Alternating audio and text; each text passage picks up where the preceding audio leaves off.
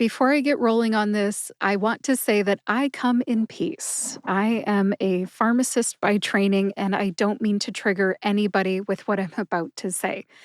But with that being said, welcome to episode 247 of the Pharmacist's Voice podcast. This one's going to be a little bit different. In case you're new to the show, let me introduce myself. My name is Kim Newlove. I am a pharmacist by training, but I am not in clinical practice anymore. I am a voice actor and a podcast host. I earned my BS Pharm from the University of Toledo College of Pharmacy in 2001. I've been out of school for about 22 years. And my experience as a pharmacist includes hospital, retail, compounding, and behavioral health. In my second career as a pharmacist in audio production, medical narration and podcasting are my specialties. The audience for this podcast as a whole is typically pharmacists, pharmacy students, pharmacy technicians, pharmacy professors, pharmacy owners, and medical narrators. But today, I am really targeting anyone from that list who works in large chain retail pharmacy. You can find the show notes for this episode on my website, thepharmacistvoice.com. That's pharmacists with an S, thepharmacistvoice.com. Click on the podcast tab and find episode 247. Two things inspired this episode. They are a line from the 2008 Batman movie, The Dark Knight, and the walkouts at large chain retail pharmacies this month, which is October of 2023 in the United States. So two things, Batman and walkouts. I want to inspire you to use your voice to help the profession. There is power in having a voice and using it. Let's get started with the line from The Dark Knight.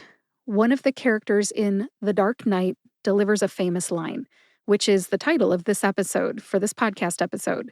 You either die a hero or you live long enough to see yourself become the villain. The character in the movie who said the line first was talking about Batman. Batman was a hero to the people of Gotham City at the beginning of the movie, but later on he was seen as a villain by the people of Gotham City. The moral of the story? If you're a hero long enough, you could eventually be perceived as a villain. How about some other examples? The tobacco industry. Let's talk about them. Big Tobacco became a villain when smoking was connected to lung cancer, heart disease, emphysema, and all the others. The soft drink industry provided beloved beverages to eager consumers. The drinks taste great, right? And they make millions of people happy. To this day, they do that. But to millions of people who develop diabetes or an addiction to sugar, the soft drink industry as a whole can be perceived as a villain.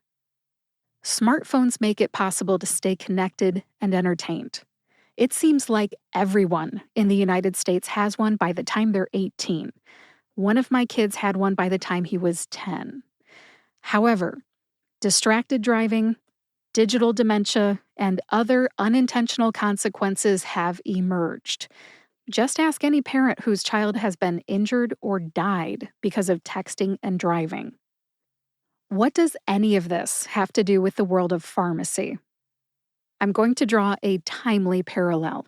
Depending on the point of view, pharmacists and technicians now see large chain pharmacies as villains. Patients treat pharmacy professionals as villains. And some pharmacy professionals feel like patients act like villains.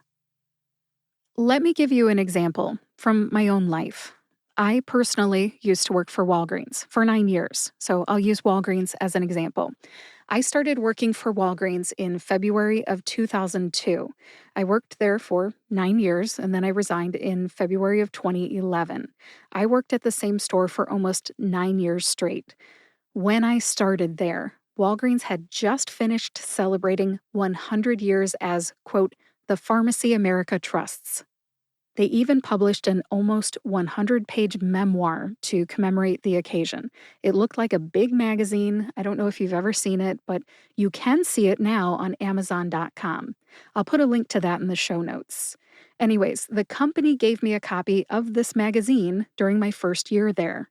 When I looked through it, I felt proud to be part of a pharmacy that was 100 years old. They had been filling a gap in healthcare for communities across America for 100 years. Communities like where I worked in Toledo, Ohio. I lived and worked in Toledo. It was store 5323. Now, we filled prescriptions, we sold OTCs, we counseled patients, all the usual. And Walgreens, as a company, was a hero of sorts to a lot of communities who needed pharmacies. And they were a hero to pharmacists of all ages, who needed steady, good paying jobs. In 2002, when I got hired, Walgreens, as a chain, was a hero in my eyes. They hired me, and I appreciated it. Now, in 2023, when I turn on the news, you would think that Walgreens and all the other big chains like CVS and Walmart are villains. And why is that? Maybe it's because what the patient sees is long wait times on the phone, in the store, and in the drive-thru. The pharmacy's closed for a break. There are shortened hours of operation. There are very few 24-hour stores anymore, and most stores are closed on weekends. Patients don't have as much access. There are out-of-stock items and drug shortages, insurance problems, and I don't know if patients actually assign the role of villain to the pharmacy chain or the pharmacy staff. That's a good question. Probably both. All right, back to my villain comment. What the pharmacist sees, and the technicians, and the pharmacy students, is angry patients and customers, unreasonable workload demands. I'm preaching to the choir. I'm expecting that pharmacy students, pharmacy technicians, and pharmacists are listening to this. We have all seen unreasonable workload demands. Way too many services are offered with not enough help to make it possible for anyone to get it all done safely. Plus, metrics. Pharmacy staff also see understaffed stores, high turnover, vacation requests routinely denied, unsympathetic corporate management, and finally, back in 2002 to 2011 when I worked for Walgreens, there were no scheduled breaks, and I was unable to get away to eat, drink, sit, or use the bathroom when I needed to. Even when I was 9 months pregnant, I had this problem. Couldn't sit and couldn't go to the bathroom when I needed to. I was very, very uncomfortable.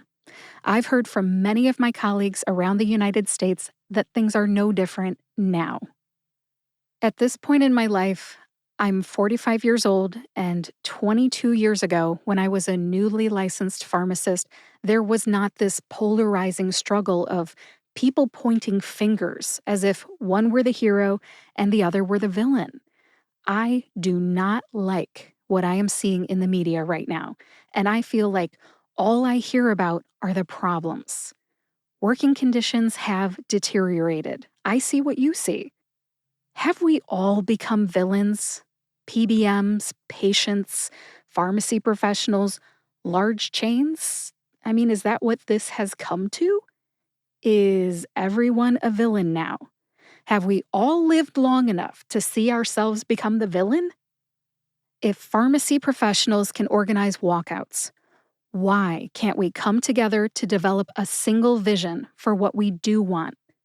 Let's start talking to each other and to our state and national pharmacist organizations. Let's develop solutions together and hold ourselves accountable for making changes for the better.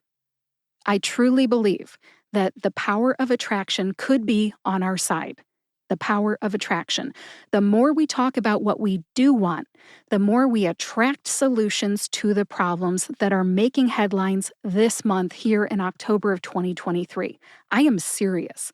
Let's figure this out. Let's talk about this. I'll start. Let's be concrete here. Let me put up a target for everybody to shoot at. Did I hit the bullseye, or are you guys going to come up with better ideas to hit the bullseye? What services are pharmacists, pharmacy students, and pharmacy technicians willing to provide in large chain pharmacies? Dispensing? Vaccinations? MTMs? Health screenings? We're capable of doing it all. We know that. But we can't do it safely all at the same time. Let's talk about compensation. What compensation do large chain retail pharmacy staff want? Hourly wage, vacation, health plans, everything. Put your finger on what it is that you want. Working conditions. Do you want a 30-minute lunch and a 15-minute break for an 8-hour shift? How about a 12-hour shift? Should you get a second 15-minute break in a 12-hour shift? What is the law? Should everyone get a chair to sit in when they're tired too? Working conditions are important. What do you want? Think about what you do want. What limits can we place on the services so that pharmacists, pharmacy students, and pharmacy technicians are not so overworked? Are we talking about 350 prescriptions a day for one pharmacist, 50 shots a day, 10 CMRs, 2 blood pressure screenings, 1 cholesterol check, 5 insurance company calls to resolve rejected claims? I mean, what do we actually have time for? Has anyone ever assigned a time to these things and added it up? So if it takes 5 minutes to fill a prescription and there are 350 of them, isn't that 1,750 minutes? If you only have one pharmacist for 12 hours, they're only working for 720 minutes. You literally do not have enough pharmacist time to make sure that the right patient is getting the right drug, strength, etc., calling the doctor when needed. I mean, we're only talking about filling prescriptions. Then you've got to think about how long does it take for a pharmacist to give a shot? You know we can't just walk up and stab someone. That is not polite. A store that does 50 shots a day, even at 2 minutes per shot, that's 100 minutes. The pharmacist already doesn't have enough time to do dispensing and checking functions. You add on 100 more minutes of work. That's like giving 50 shots in about 90 minutes. That doesn't even count transition time.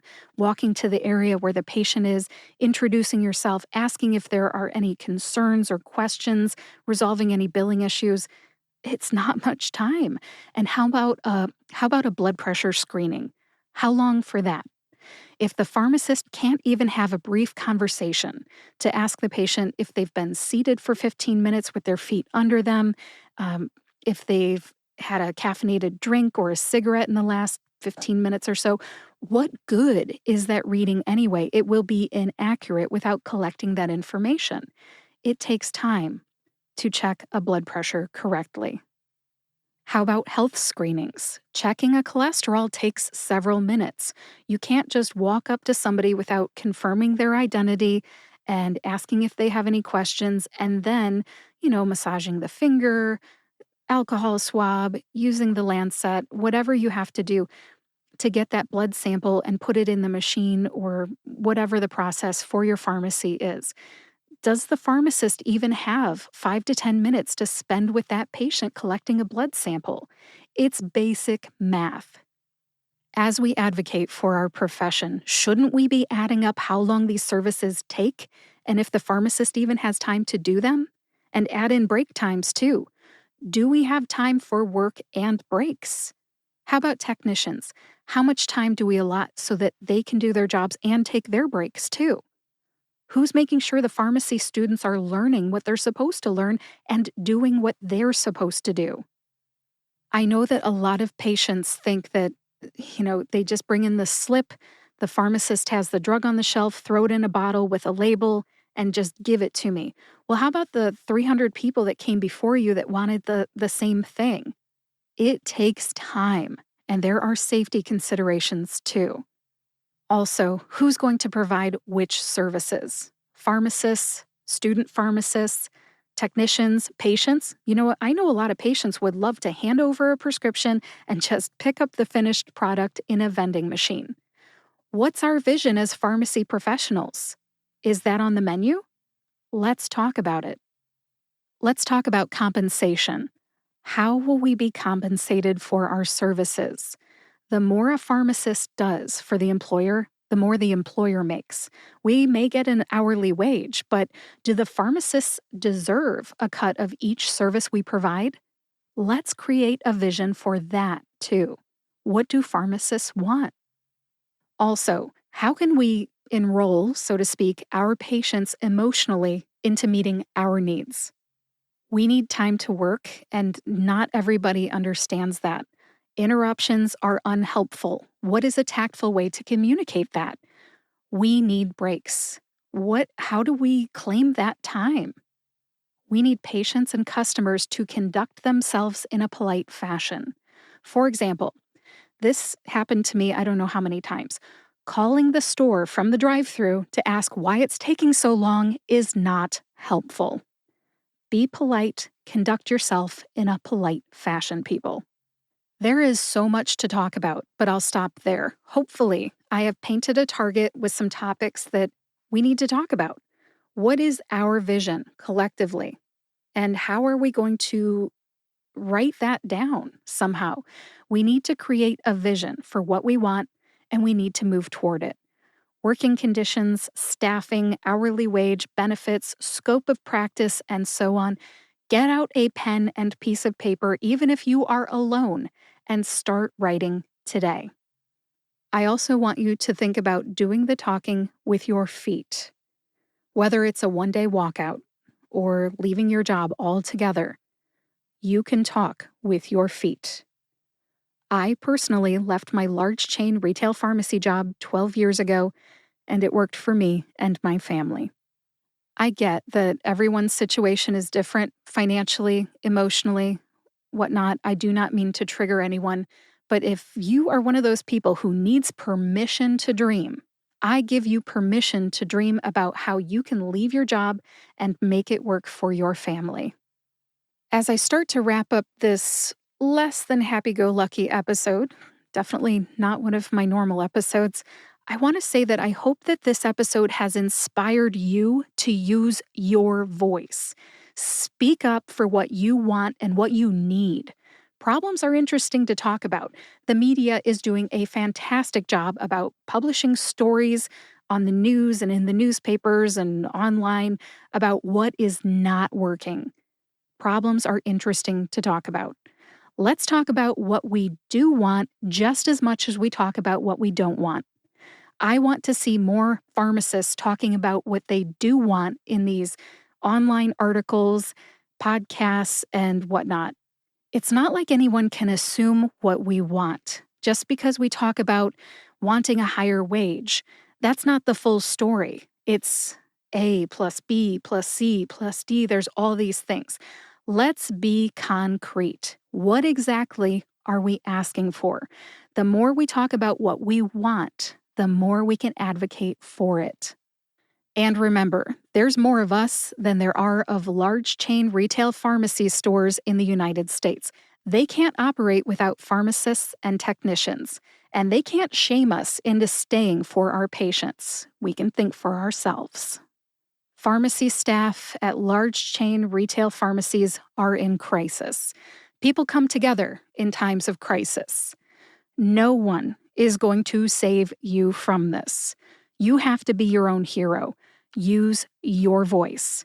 Do something today. Join your state pharmacist organization. I'm in Ohio. Come join me at the Ohio Pharmacists Association. Join APhA, the American Pharmacists Association. There is power in having a voice and using it. Use your voice today. We may not hit the bullseye the first time we try, but I bet we can hit the target. Let's try to get this right. Let's set the vision for what it looks like to get it right. That's all I've got for you today. Thank you for listening to episode 247 of the Pharmacist Voice podcast. Please visit thepharmacistvoice.com to read the show notes. In the show notes, you will find a link to the Batman movie that I mentioned, The Dark Knight, Walgreens' 100-year memoir on Amazon.com, the American Pharmacists Association website, the Ohio Pharmacists Association website, my social media links, and more. Word of mouth is a great way to share ideas. So if you know someone who's in large chain retail pharmacy and needs some motivation to use their voice, please share this episode with them.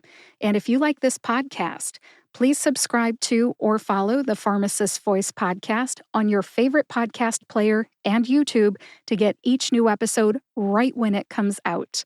I'll be back on Friday, October 27th, that's next Friday, with my kickoff to the Pharmacist Podcasters series. It's an interview with Dr. Ola Latala. She's the host of the Ohio Pharmacists Association podcast. Thanks again for listening today. Not my usual type of an episode, but thanks for hanging in there. I'll talk to you next Friday.